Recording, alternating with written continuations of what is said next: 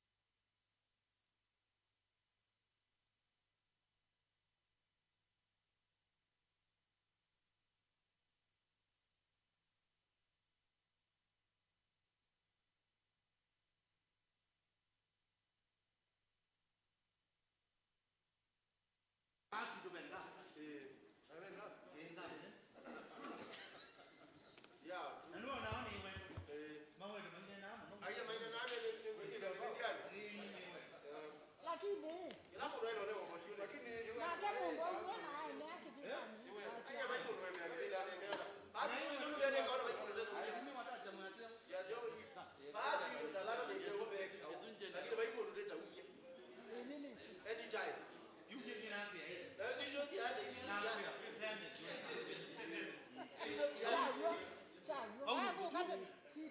Let's be very honest. No, no, no, no, no, no, no, no,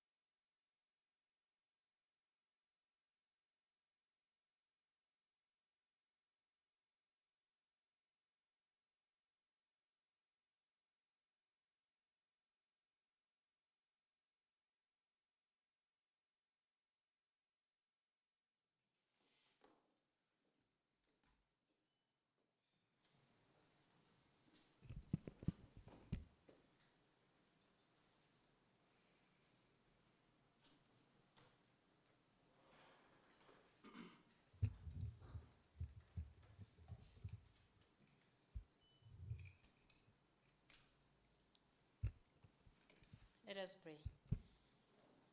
Almighty God, who in your wisdom and goodness have appointed the offices of leaders and legislative assemblies for the welfare of society and the just government of the people, we beseech you to behold with your abundant favor as your servants, whom you've been pleased to call to the performance of important trust in this republic. Let your blessings descend upon us here assembled, and grant that we treat and consider all matters that shall come under our deliberation in so just and faithful a manner as to promote your honor and glory, and to advance the peace, prosperity, and welfare of our country and of those whose interests you have committed to our charge. Amen.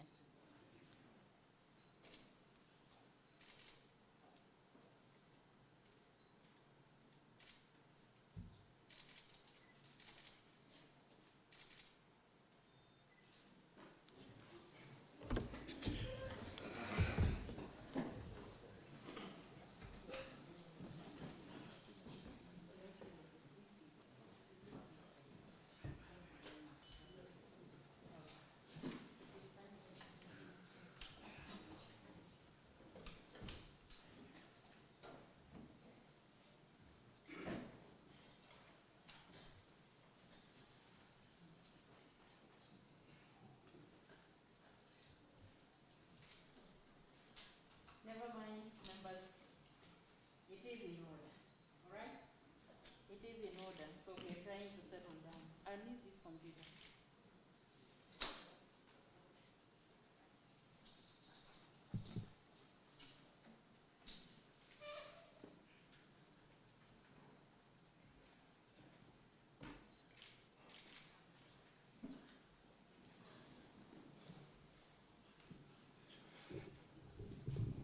Good morning, honorable members.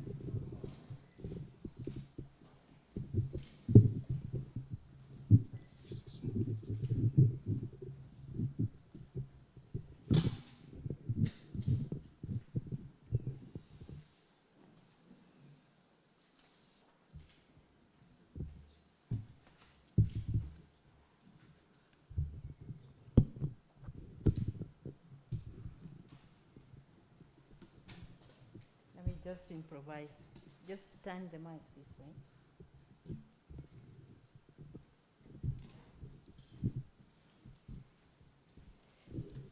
Mr. Clerk, can you proceed with the order paper?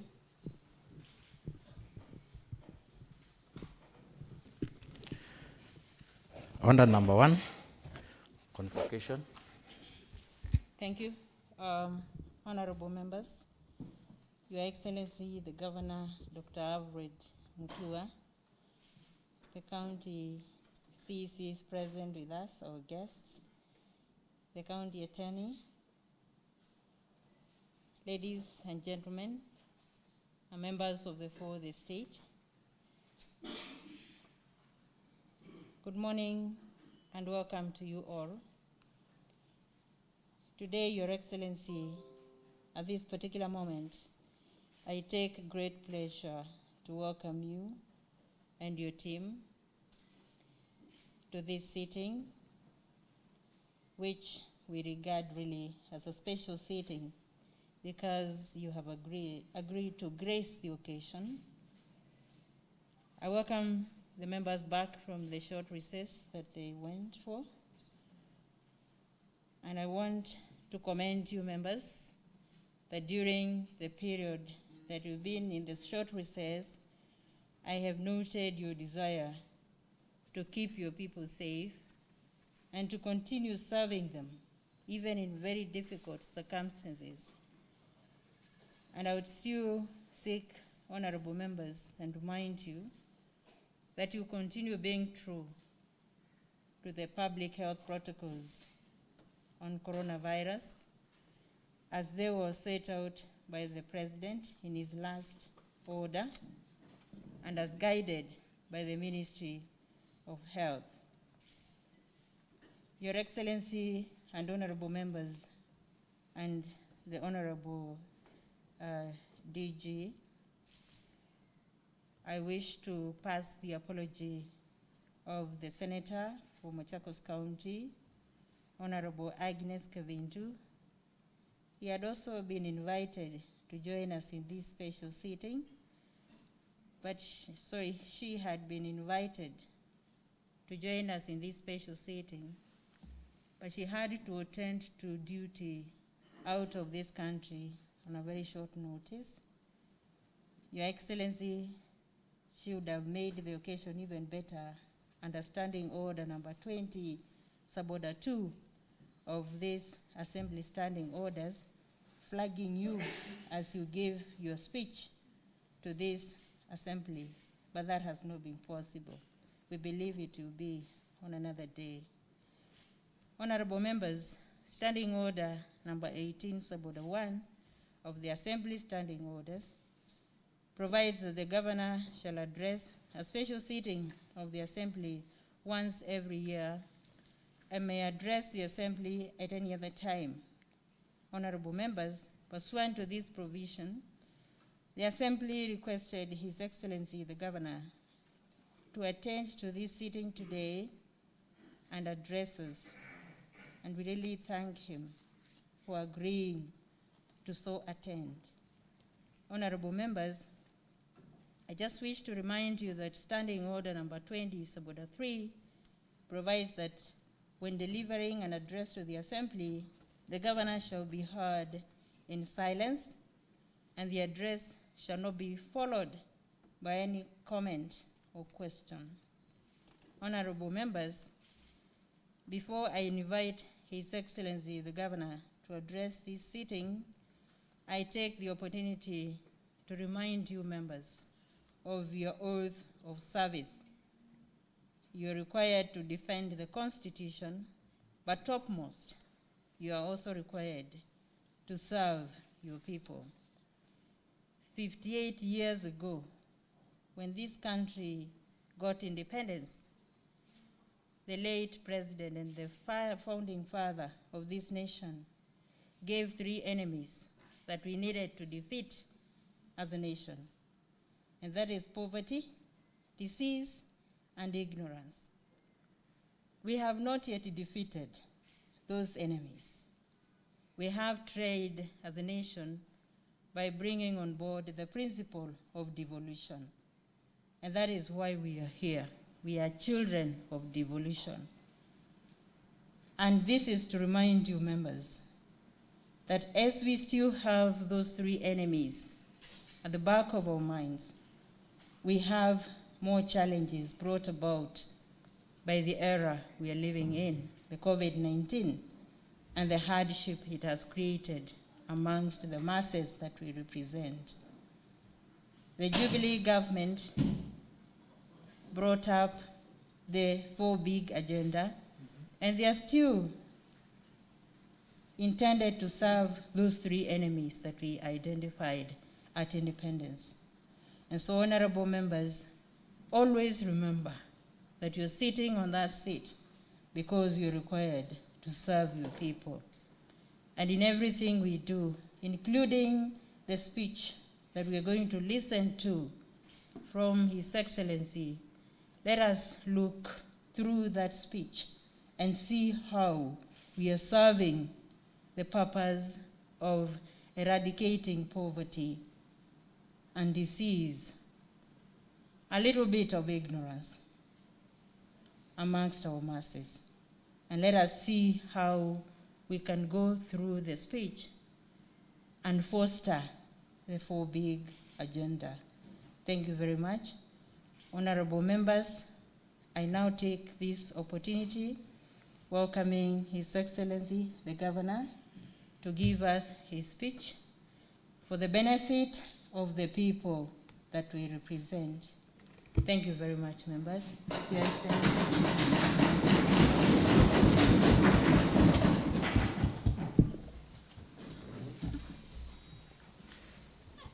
Good morning. Thank you, Madam Speaker. I am not as technologically hooked up like you are with a laptop. I'm going to read paper, which is good, and I'm glad to be here. Madam Speaker, honorable members, I'm going to give a speech that is going to be a little bit longer than my normal speeches. It's a very important speech. I take it very seriously. Not too long, maybe 15 to 20 minutes maximum. Madam Speaker, honorable members of the County Assembly, distinguished guests, ladies and gentlemen. The great Nelson Mandela summed up why we are here today when he said, and I quote, "What counts in life is not the mere fact that we have lived. It is what difference we have made to the lives of others that will determine the significance of life we lead." I stand before you as a leader, addressing other leaders who have been given a responsibility to serve and to improve the lives of our people. I also stand before you as a proud son of Ukambani, Machakos, Makueni, and Kitui, and one who believes that the solutions to the challenges we face will come from us. As Dr. John A.C. Maxwell puts it, everything rises and falls in leadership. The question I have for us today is, what have we? What have I? What have you done to make a significant mark that has changed the lives of our people? Madam Speaker, honorable members, I thank God for according me the opportunity to serve as the first governor of Machakos County. When I was running for office back in 2012-2013, I unveiled a manifesto with development pledges that I plan to undertake to change the lives of our people. Today, I wish to give you a scorecard of where we are and where we are, of where we've been and where we are today, so that we can plan effectively of where we want to go. Madam Speaker, ladies and gentlemen, let me first begin by thanking you, the Second Assembly, for the role you have played in representation and making laws that have enabled us to implement our mandate. I also thank you for the zealous manner in which you have played in your oversight duties, because indeed this has enabled us to streamline many of our operations to keep to the needs of our people and the dictates of the law. Honorable members, ladies and gentlemen, I'm delivering the State of the County address in the midst of the global corona pandemic, which began in early 2020. As you are aware, this pandemic has caused major disruptions in our day-to-day lives. It has stretched our health systems and disrupted our socio-economic and even political lives. Our people have lost jobs, and as a result, and businesses have been shut down. You're also aware that Machakos has been one of the most hit counties in the Republic of Kenya.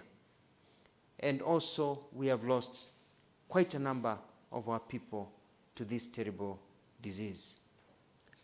Despite all this, all is not gloomy. I wish to thank the honorable members of this assembly, members of my government, and even officials of the national government working in Machakos, because our county has had the most coordinated response systems to the pandemic. I also wish to thank the good people of Machakos, because a majority of us have heeded to the set health guidelines and protocols. Madam Speaker, honorable members, ladies and gentlemen, before I enumerate the steps that we have taken to protect and treat our people from the pandemic, allow me to remind us of where we have come from. Madam Speaker, I was elected the first governor of Machakos in 2013. In my campaign manifesto, I promised our people that I would tackle the basics of life, the issues that you just talked about, Madam Speaker, of ignorance and other problems that we face, diseases and such, in order to give our county a firm foundation for quality life and socio-economic takeoff. Madam Speaker, in my manifesto, I identified healthcare, provision of water, education, investments for job creation, food security, infrastructure, as well as security for our lives and property as key pillars of the basics that we need to tackle. For example, when I became governor in 2013, and most of you will attest to this, and you're walking around Machakos, you are hit with a foul smell nearly 200 meters from the gate of the then Machakos General Hospital. Patients were sharing beds, at times 3 to a bed, all suffering from different ailments. Our health facilities had no water, were dirty, and provided very poor treatment. Our county, with more than 1.2 million people, had about 4 ambulances, and none was functioning. Pregnant mothers were being ferried by wheelbarrows, and the sick were bundled on kokotenis. Children were born by the roadside and named Nzelani or Mwanzia. we were in a pathetic state. As you are aware, health is a fully devolved function. Provision of health care is a human right under our Constitution and international treaties. As I highlighted before, above, our health care was in shambles. Our women were giving birth on the roadside, and the statistics for women who gave birth through the assistance of a trained health professional were alarming. You know, women could not get to hospital because there was no transportation to get them to hospital. That's why they were giving birth by the roadside.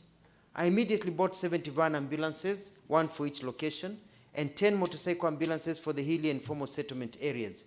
Recently, we added another 5 high dependency ambulances. Madam Speaker, in order to ensure health services are close to our people, we have opened 38 new dispensaries, 13 new health centers, and 15 community hospitals, each with maternity, mini theater, and X-ray services across the county. We have also upgraded to have a level 4 hospital in each of our 9 sub-counties, moving from the initial 3 that we found in 2013. Madam Speaker, healthcare cannot be provided without qualified healthcare professionals. The statistics show that there was a huge gap between the recommended WHO healthcare cadre to population ratio and the workforce on the ground. This is why I initiated reforms that have ensured employment and doubled our healthcare workforce from 1,338 personnel in 2013 to 2,913 currently. This spreads across specialties such as doctors, pharmacists, nurses, clinical officers, medical lab professionals, counselors, among others. Madam Speaker, the reforms initiated in the health sector have made Machakos to be recognized both nationally and internationally. Many local and international universities are using our hospitals for teaching and research. We are the only county in Kenya to have installed a cancer care and research center. You know, our patients today no longer have to share beds in the maternity and hospital wards, respectively. Our modern cancer treatment research center and renal unit provides affordable, life-saving testing and treatment to our residents, and we have distributed health services to all corners of the county. And I want to thank this Honorable House because you've approved our budgetary allocations, and as a result, our citizens are enjoying medical services under our universal healthcare program. Indeed, I'm proud to say that we are the only county in Kenya, and perhaps in East Africa, if not East and Central Africa, or even the total of Africa, that you'll find a fully equipped and functional ambulance in every administrative area. To date, our ambulances have responded to over 693,000 emergency cases. Now, what does this mean to all of us? Maybe the question should be, where do you get 100% universal health care in Kenya? Only in Machakos County. Where in Kenya do you have new community hospitals meeting World Health Organization access standards? Only in Machakos County. Where in Kenya do patients not share beds? Only in Machakos County. Where in Kenya do you have the highest nurses population rate? Have the highest number of nurses to population ratio? Only in Machakos County. Where in Kenya do you have an ambulance basically in every administrative location? Only in Machakos County. And where in Kenya do you have a county-run cancer center? Only in Machakos County. Now the Swahili have a saying, nguruwe muwe lakini haki yake umpe. The truth is that Machakos healthcare may not be where you may want it to be, but it is the best in Kenya. And we should all be proud of it. Madam Speaker, I grew up in Masii. I grew up in the Kibera slums, Ruta Satellite in Nairobi, and I even had the privilege later on, despite my very humble background, to study in the United States of America and live and studied in Australia and even in the Middle East, Dubai and many other places. My worldview is informed by the comparative experiences that I have gathered over the years from the first world, the Asian tiger economies in the Middle East, and Kenya and my home continent of Africa. Madam Speaker, I grew up in poverty, and I made a personal commitment to serve our people so that we can lift each other from the yoke of poverty. There is nothing more dehumanizing than going to bed without food or even being given relief food, or molio, as we call it in our local Kikamba language. As I was campaigning in 2013, I was cognizant of the fact that our people have lived in the shame of molio since independence. It has become tradition for anyone seeking votes in this region to do nothing but just to bring relief maize a few days to the elections. Terrible. To win votes, you go and bring relief foods to our people who are starving so they can vote for you. I stand here proud that today, through the initiatives that I will soon enumerate, Machakos is no longer in the list of counties that receive relief food. Madam Speaker, honorable members, ladies and gentlemen, in 2013, we started from scratch. There were no systems, structures, no mechanisms to support our ambitions and servant calling. The local authorities that existed before us, as you all know, were inefficient and ridden with corruption. We also inherited officers from the then central government whose functions had been devolved. It was my duty to ensure these different segments of officers and new ones who we recruited to support our vision gelled and worked seamlessly. Machakos is big. We have 9 sub-counties, 40 wards, and about 250 sub-locations, which is, in our county administration, we call villages. The spirit of devolution is that wananchi get services at the lowest level. Madam Speaker, I am happy today because despite starting from scratch, we have been able to decentralize the provision of our services to all sub-counties, wards, and villages. We are now embarked on strengthening these structures to ensure efficiency and connectivity. My plan is to be able to provide all government services under one roof in all our 250 or so villages. Our county has been quite blessed. I thank you and your predecessors in the first county assembly, Madam Speaker, because it is this assembly and the executive that form the county assembly. The success of the executive is the success of the assembly and vice versa. We serve the same people.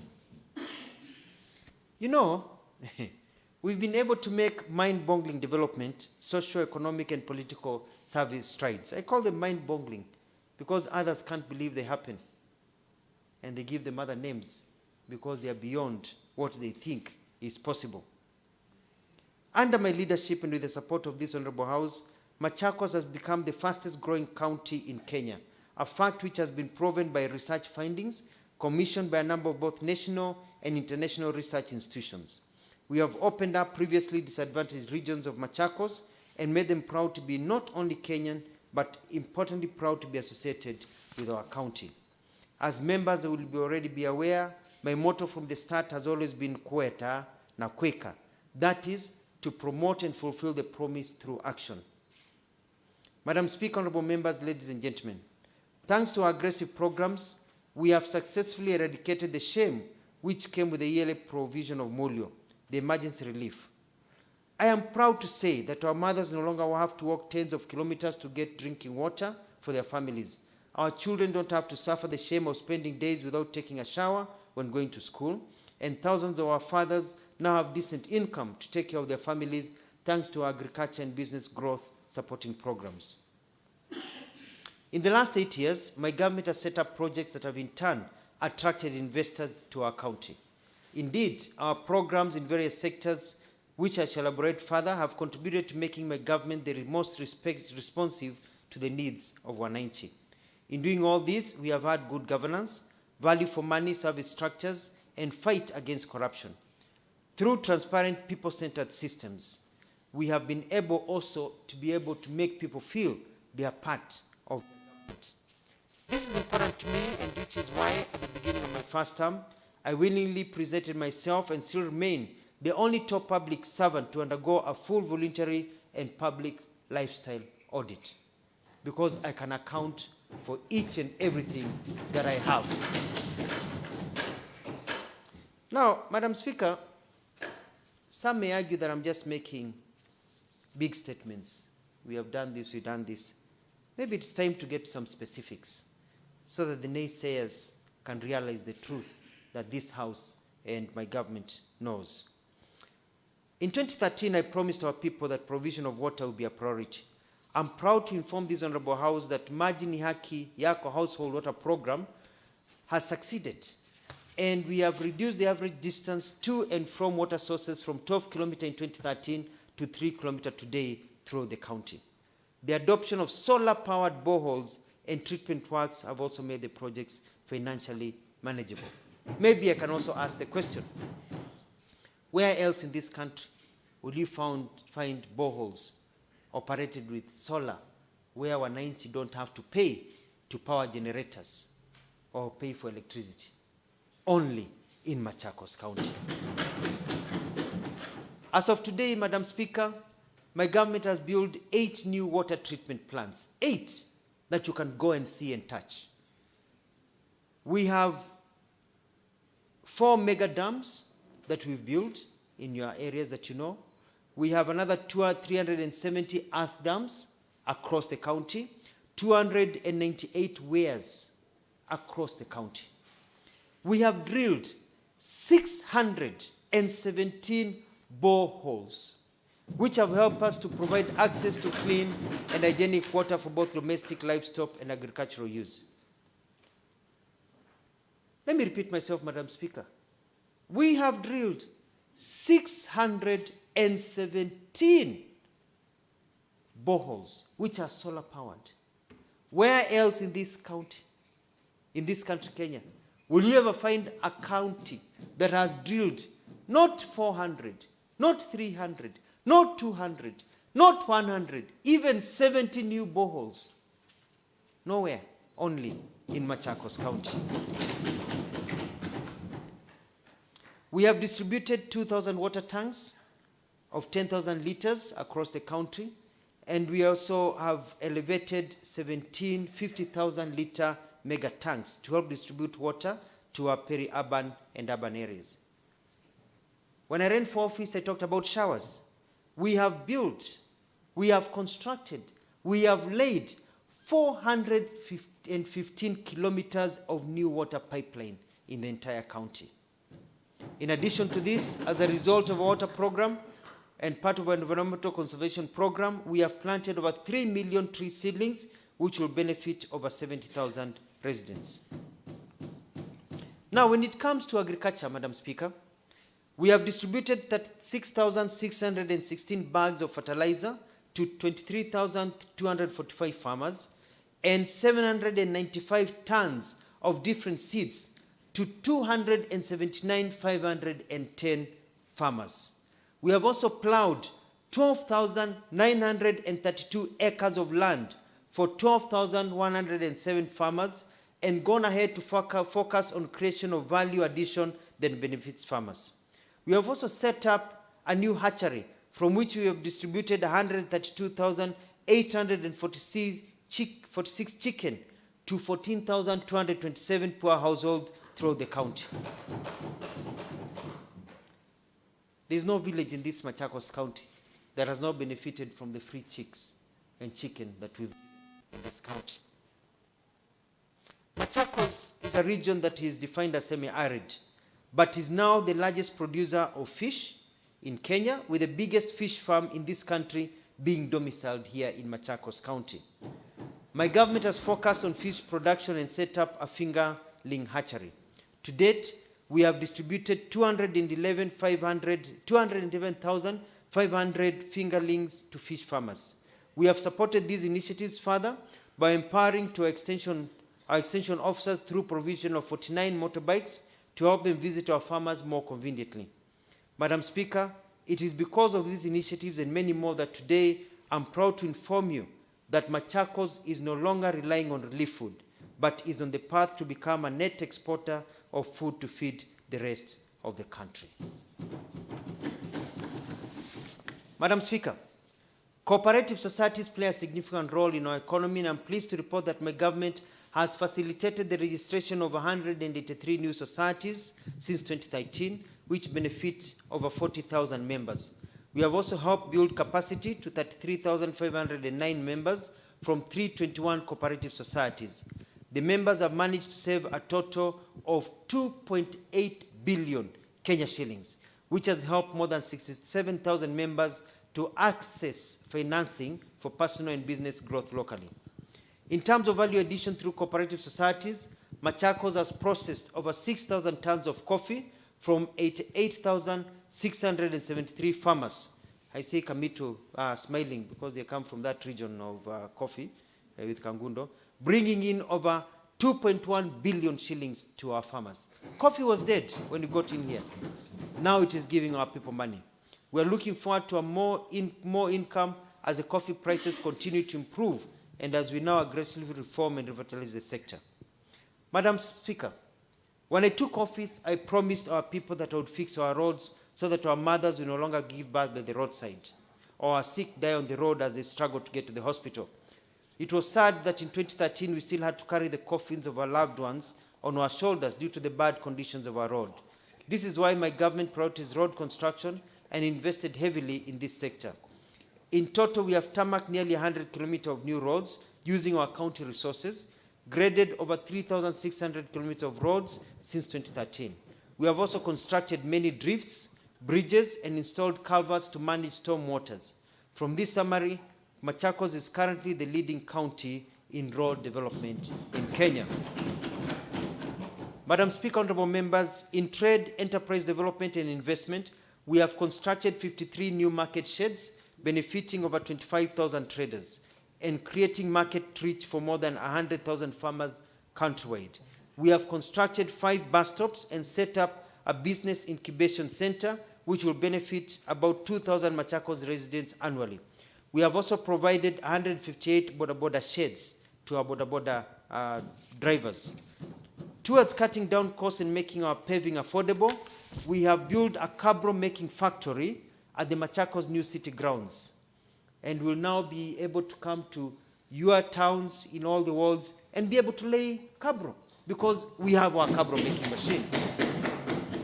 Besides, my government has built 66 modern public toilets across the county, with 47 others still under construction. The cabro making machine will come in handy in paving our towns to modernize and make them attractive. Now, Madam Speaker, honorable members, please do not get tired of listening to these statistics. There are many because we have done a lot. And it is time that truth be told. Lazima ukweli usemwe. As the scriptures say, those who have ears will hear, and those with eyes will see, and the truth will set them free. Now, moving on swiftly, Madam Speaker. Our small-scale traders remain a key component of our county growth, and we have distributed 500 outdoor parasols to help roadside traders to shelter themselves as they go about their businesses.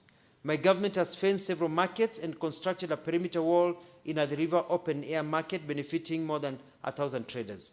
We are looking forward to Akato farmers taking advantage of the newly refurbished KMC factory, the Kenya Meat Factory, which was reopened yesterday by His Excellency President Uhuru Kenyatta, which lies right here in Machakos County. Since devolution, Machakos County has indeed created a conducive environment for investment. And this is very important, and it may be statistics that many are not aware of. So far, we have attracted over 150 new or additional industries, all worth over 300 billion shillings. And in the process, we have created many formal jobs and over 150,000 casual jobs here in Machakos. Further, 6,035 self-help groups have benefited from training and funds to enable them start business scale enterprises. We have also provided wheelchairs to 226 people living with disabilities, distributed hearing aids to 254 people with hearing difficulties, and provided sanitary wares to nearly 3,000 vulnerable girls. Madam Speaker, members, honorable members, security is a major challenge in our country, Kenya. To this end, my government has so far installed 537 CCTV cameras in 8 towns, 4 highways, and 10 government institutions to help fight crime and reduce the level of insecurity in our country. We were the first the first government to buy vehicles for the police so that you don't call the police and they tell you, utume gari. We bought vehicles for the police, and those vehicles are still in operation today across the county because we care about security. As a result of this installation, Machakos remains one of the safest counties in Kenya and is consequently becoming a big attraction to new business and investments. Madam Speaker, my government's other major achievements have been in the education front. Since ECD was devolved to counties, my government has built a total of 114 ECD classes and recruited and deployed over 972 ECDE teachers. To support our youth with skills, we have also constructed 13 new vocational training centers and renovated 40 existing ones. We have also facilitated grants for rehabilitation of youth polytechnics to the tune of 183 million. In addition to that, my government has employed 96 instructors to vocational training centers and given out bursary funds to students in excess of 534 million shillings. Clearly, if you want to go to a village polytechnic in Machakos County, you will receive your education free of charge because of these bursaries. In sports, our youth are also a beneficiary of various sports programs we have initiated since 2013. To support them further, we are currently building 5 new stadiums: Kinyui Stadium, Ikombe Stadium, Mavoko Stadium, Masi Stadium, and Kenyatta Stadium basketball court that has already been put together. My government constructed Kenyatta Stadium in Machakos, which is now a FIFA accredited and hosts many local and international matches. Madam Speaker, we have also accelerated development in the tourism sector by making and marketing our tourist attractions. When we were talking, Madam Speaker, we talked about the proliferation, the rise, the growth of hotels in Machakos County. Faster. They are growing faster than any other county because of the things we've done to attract people to come to Machakos. For example, People's Park, which was built from scratch, remains one of the most successful and popular attractions and remains as the best public park, or even the best park in the country of Kenya. We have also held touristic events that have attracted people to our county and helped grow our economy. Some of the very popular and successful events have been Tour de Machakos, Top Choir Competition, Machakos Fest, Art Fest Workshop, and the Uhai Festival.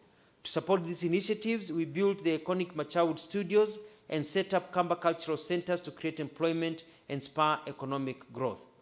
To provide relaxation areas for our people, we have constructed a state-of-the-art rest stop area along Makutano-Kilimani Highway and refurbished gardens around the county, such as the Mulu Mutesia Gardens in Machakos. My government is currently identifying more locations for such facilities. Madam Speaker, I can go on and on, but I'm constrained by time and space. We have indeed achieved much under very difficult financial and at times toxic political circumstances. We could have achieved much, much more if we had not been constrained, especially by bad politics. I have struggled and I have moved on because I love Machakos very much. It is dear to my heart. And despite the roadblocks that have been thrown on my way, I have kept going for the sake of my people of Machakos and the people of Kenya. Before I conclude, the questions we need to ask ourselves is, where do we go from here? Yes, we have done a lot of good work, but we are still an economy facing a myriad of challenges.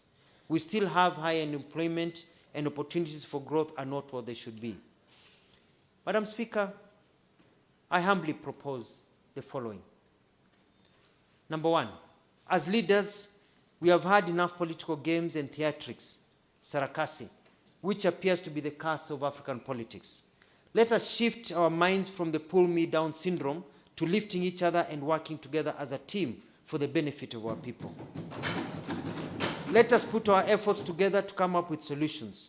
I thank you, Madam Speaker and honorable members, because we are already working together and we are already an envy to many counties in this country of ours. Number two, Madam Speaker, honorable members, we are placed to fly. Machakos can easily become the most developed and richest region in Kenya and even in East Africa. We have already laid the foundation. Now as leaders, we need to plan and execute projects that will take us to another level. We need international planning and thinking that transforms all the way down to the village, not village thinking that takes us nowhere. We need mega projects to deliver us money to undertake vital smaller projects. Number three, we need to be creative and have the courage as leaders to undertake new works. For example, Madam Speaker, one of the ways of curing the high unemployment levels is to set up business parks and economic zones in every sub-county and later in every ward. That is what Singapore, South Korea, the United States, Brazil, and others did. That way, investors and government can build factories that create jobs and add money into the pockets of our people. Number four, I urge all of you with a lot of humility and respect that we become critical thinkers. This is not the time of party-based or individual-based sycophancy, but a time for all of us to stand together, hold hands, and move Machakos County to being the place to be. Finally, Madam Speaker, I commend you for your leadership in this House. This is indeed a great time for our country, Kenya. We have an able and qualified female Chief Justice, an able and qualified daughter of Ukambani as the Deputy Chief Justice. And here in Machakos, I'm very proud, and I know we're also very proud to even have our able and qualified Madam Speaker. I am a firm believer that women can transform societies, and that is why in my government I've given women key assignments, which in many other places are reserved only for men.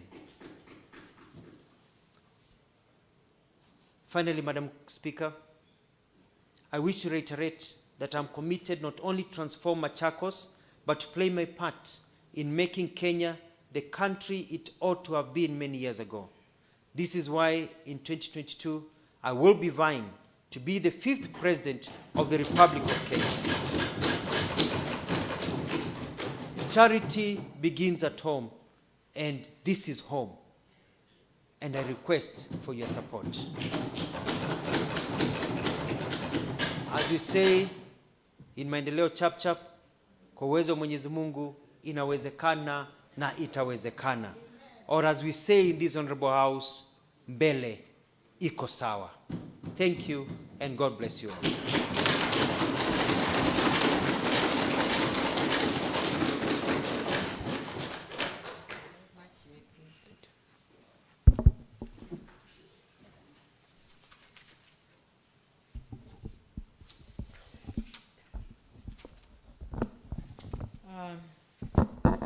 Thank you.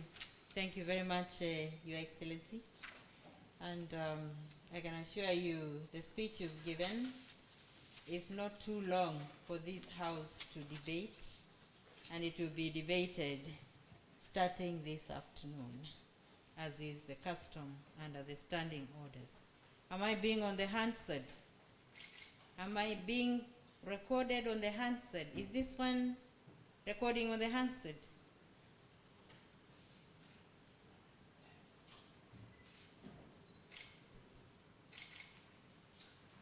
All right, thank you. Mr. Clark. Order number 5, adjournment. Thank you, Your Excellency and honorable members. The sitting is adjourned. It is going to continue on the 25th day of February 2021 at 2:30 p.m. That is today afternoon. 25th day of May 2021, this afternoon. Thank you very much. Have a good afternoon. Mr. Mbuki.